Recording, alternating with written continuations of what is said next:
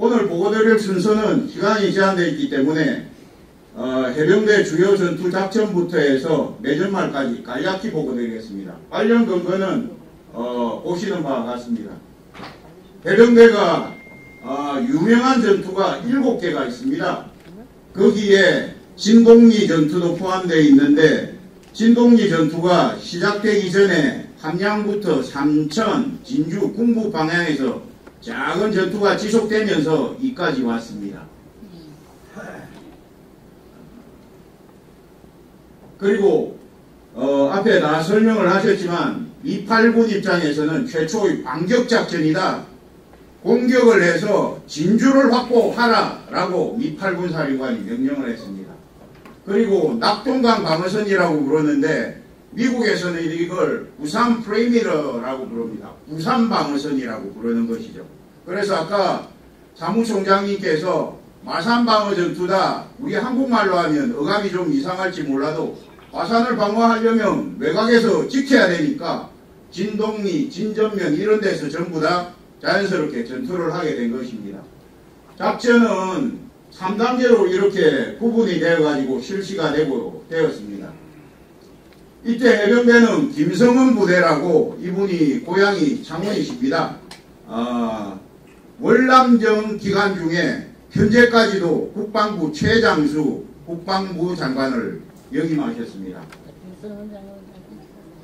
그리고 이 부근에서 주요 전투는 전사편찬연구소에서는 유의 3가지 전투뿐만이 아니라 통영 상륙작전까지도 포함해서 여기 마산방어 전투에 포함을 하고 있더라고요. 근데 우리는 요 4가지만 간략히 보고를 드리도록 하겠습니다. 제일 처음이 보사리 전투인데 보사리 전투에서는 임무는 보시는 바와 같이 적을 저지경멸하는 것인데 중요한 것은 적에 대한 첩보를 입수한 후에 딱 매복을 해가지고 있다가 다가오는 적을 기습적으로 공격해서 어마어마한 전과를 거뒀습니다. 사살 109명. 이때 보고받은 대통령 이승만 대통령께서 1계급 특진시켜라 라고 하셨는데 왜 그랬냐. 109명 적다고도 이렇게 느끼실 수가 있지만 지금까지 한국군은 계속 밀리기만 한 거죠. 방어라고. 밀리다가 방어할 때도 공세행동이라는 용어가 있거든요. 방어시 공세행동. 공세행동을 통해서 어마어마한 전가를 거두고 적이 조심해서 진격을 하도록 그전에는 마음 놓고 오다가 어이 뜨거라 하고 걔들도 조심함으로써 공격 속도를 늦추게 되는 효과를 거두게 된 것입니다.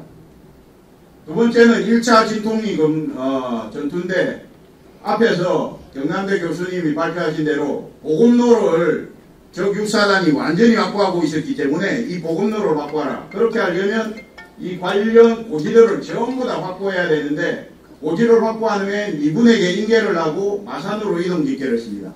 그러면 궁금하실 게 있으실 건데 군대를 마치신 분들은 아니 왜 그 고지를 뺏었으면 거기 있지 왜 미군한테 인계하고 나와 하실 수가 있는데 저때 당시에 미군의 전술은 기지가 있으면 예를 들면 마산에 기지가 있다. 어디 기지가 있다 하면 탑 공격에서 적군을 격퇴시키고 나면 야 다시 안전한 곳으로 돌아와 이런 전술을 주로 구사를 했습니다. 그래서 미군한테 인계를 하고 돌아왔는데 돌아오니까 8월 5일부로 정장병 장교 포함 1계급 특진했다라는 대통령님 명령이 내려와 있었습니다. 2차 진동리 전투도 마찬가지로 치열하게 전투를 해서 진동 마산간 보급로를 완전히 확보를 하고 보시는 전과를 거뒀습니다. 3차는 중앙리 전투인데 이때에도 굉장히 많이 밀려오는 적들을 전부 다 저지하도록 그렇게 됐습니다. 그래서 그때 당시에 진동리에서 해병대가 혁혁한 전공을 거두었다라고 대서특필이 됐습니다. 그리고 미 해병대 관련된 건데 여기가 서북산이고 이쪽이 고성입니다. 미 해병대가 딱 때를 맞춰서 큰 대형 항공모함하고 항공모함 절반 정도 되는 큰 상륙함이 있습니다. 와서 작전을 개시했습니다. 이때 도착했던 미 해병대 대령이 야 한국 해병대 만나니까 진짜 반갑다 라는 말씀을 하셨고, 여기 보시는 이 가운데 분은 제가 뉴저지에 갔을 때 뉴저지에는 학생들한테 이런 전사를 우리 현충일 날 쉬는 게 아니라 학교에 전부 다 와서 저런 백전 노장부들하고 저런 공감대를 형성합니다. 지식을 나누고 지혜를 나누고, 그리고 그게 끝나고 나서 지역에 있는 재향군인의 사무실인데 이 가운데 분이 앨범을 보여주고 계세요. 실제로 이 전투에 참전을 하셨다고 노획관 사발총도 이제 손상이 됐지만 보여주시고 사진도 다 보여주시는 장면입니다. 그래서 의의는 뭐냐면 반격작전의 목표인 진주 확보는 성공하지 못했지만 작전은 전투보다 큰 거거든요. 작전 목표는 달성하지 못했지만 전투면에서는 저때 미국 상황보고 한 거 보면 굉장히 많은 승리를 거뒀기 때문에 사기가 굉장히 많이 올라갔다. 한국군 미군이 전부 다 그렇게 기술을 하고 있습니다. 그리고 김성원 부대는 아까 합동작전, 연합작전 언급하셨는데 미 해병대 코르세어 전투기하고 미 해군의 함포를 적절히 운용해서 적을 잘 물리칠 수 있었다. 그럼으로써 25사단의 반격작전에 크게 기여를 했고, 한편으로는 여기 작전이 진행됨으로 해서 우리가 인천 상륙작전을 할 시간을 굉장히 많이 벌었습니다. 저는 우리 대한민국 애국가가 참 신통하다고 생각하는 게 하느님이 보호하사 우리나라 만세잖아요. 6.25 때 하느님이 보호하셨어요. 실제로 제 생각엔 북한군이 서울을 점령하고 나서 3일 동안 서울에 앉아 있었어요. 빨리 내려왔으면 더 빨리 진격했을 건데. 두 번째는 우리 선배님 교수님들이 말씀하셨듯이 굳이 목포 순천 쪽으로 왜 갑니까? 쟤들이 6사단이 그냥 왔으면 일주일 빨리 와가지고 부산 싹 쓸어버릴 건데 그 지체를 했어요. 세 번째는 제가 3년 전에 인천 상륙작전 서울수복에 대해서 한미우호협회에 기고를 했는데 오태통이가 김일성한테 인천에 상륙한다 대규모로 병력 거기 준비해라 낙동강 여기로 다 내려보내지 마라 라고 비교적 정확한 첩보를 제공했다라는 관련 근거가 있습니다. 그런데 김일성이가 모든 병력을 여기 갖다 때려 박은 거죠. 전부 다. 그래서 인천이 텅텅 빈 건 아니지였지만 그 인천을 지키던 주력 부대도 낙동강 방어선으로 내려왔습니다. 그래서 저는 서울에서 지체한 거, 두 번째 방호산이 지체한 거, 세 번째 인천 상륙작전 그 중요한 첩보를 줬는데 말 안 들은 거, 세 개가 우리나라를 살렸다. 그렇지 않았으면 서사무아에 가 계실지도 모른다. 전 안 태어났을지도 모른다. 그래서 우리가 하나님이 보호하셨다 이렇게 생각을 합니다. 그래서 대통령과 가통령으로 출전장병 특진을 했는데 그럼 뭐 해병대가 솔직히 용 빼는 재주가 있습니까? 이게 똑같은 저희도 인간입니다. 또 왜 그렇게 됐느냐 하고 곰곰이 생각을 했는데 그때 딱 이 해병대요 전투사에 있는 걸 보면 굉장히 아까 저 위에부터 하마부터 뭐 탁탁탁탁 해가지고 전투를 하면서 내려오니까 얼마나 피곤했겠습니까?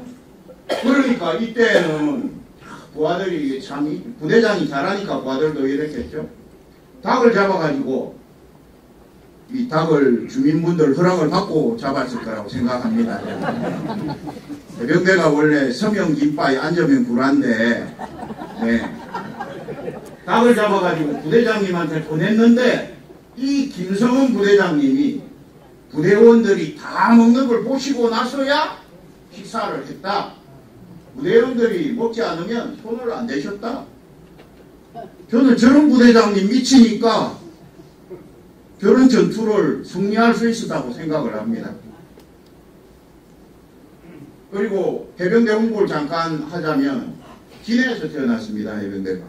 그 다음에 그 공안다리 있는 거기 벽암지 유격장으로 마산에서 훈련을 했고요. 창원지검 용기호수 있는 데가 해병대 훈련장이었습니다. 경남도청 지금 경남도청 뒤에 산이 쭉 있는데 거기 예전에 선배님들이 저한테 하나 주신 거예요. 무적해병에서 거기가 전부 다 사격장이었습니다. 대전차 과기 사격도 하고 그래서 고향이다, 고향. 그래서 고향을 지켜야 된다. 여기 위주 병력이 전부 다 해병대 지원회가 갔으니까. 두 번째는 초대 해병대 사령관님이 신현준 중령으로 돼가지고 나중에 중장까지 그 바티칸 대사님을 16년이나 하셨는데, 그분이 그 시대에 적에게는 무자비한, 그렇지만 국민에게는 양과 같이 순하게 해야 된다. 저기는 양민도 포함됩니다. 북한의 일반 주민들. 제가 중2 때 포항해병대 1사단장이 보관을 했는데요. 그분이 중령 때 계엄군으로 가포에 있는 마산대학교에 내려와 계셨습니다. 부산에도 계엄군이 가 있었습니다. 마산 분들이 아까 민주주의의 요람, 민주화의 성지인데 성질이 없어서 상황이 싹 가라앉았겠습니까? 그때 진주하신 분들 말씀을 들으면요. 올 던지잖아요? 전부 다 맞아라, 국민이 던지면. 물론 철모를 쓰고 있었기 때문에 머리가 깨지는 일을 드물었지만, 그 다음에 아침에 보도브로 깬 거 싹 다 청소해 놓습니다, 새벽에. 그렇게 일주일 딱 지나니까 싹 잠잠해지더니 위문품들, 음료수 드세요 하고 답지하더랍니다. 그게 첫 단추가 중요한데, 국민들을 위한 군대다 라는 말씀을 하신 거죠. 그리고 해병대가, 저희 부친도 제가 해병대 가겠습니다 하니까, 야이씨, 딴 데 놔두고 해병대를 왜 가냐? 자기가 운동하라고 하셔놓고는. 근데 이 해병대가 8강무에는 세소고개가 있고, 욕심을 삼가라, 유용을 하지 마라, 허식을 버려라, 이런 뜻이 있습니다. 저희들 8강무에. 저거를 계속 교육받고 대세이기 때문에 저희들이 뭐 요즘은 개병대가 아닙니다. 솔직히 말하면.